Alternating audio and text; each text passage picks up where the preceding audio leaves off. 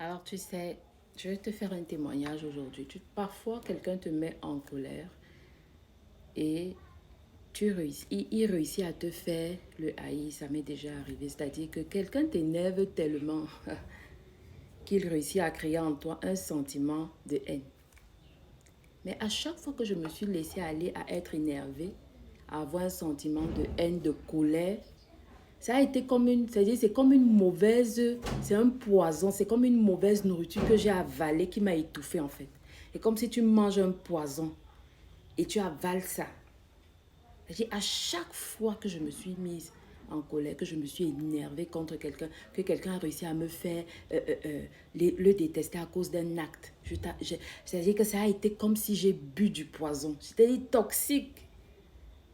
Et je me suis rendu compte que je n'arrivais même pas à vivre avec ça plus de 24 heures. Il fallait évacuer ça parce que ça me paralysait, ça m'empêchait de réaliser mes objectifs, ça m'empêchait d'être focalisé sur l'essentiel.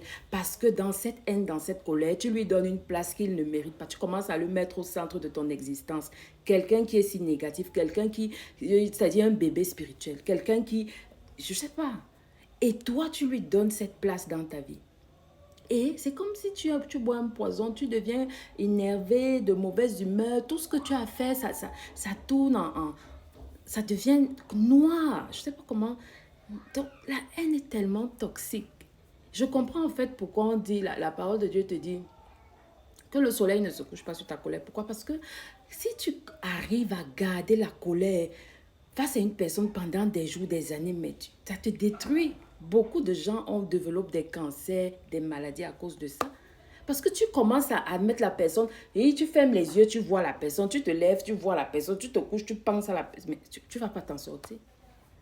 Laisse Dieu se charger de ce genre de choses.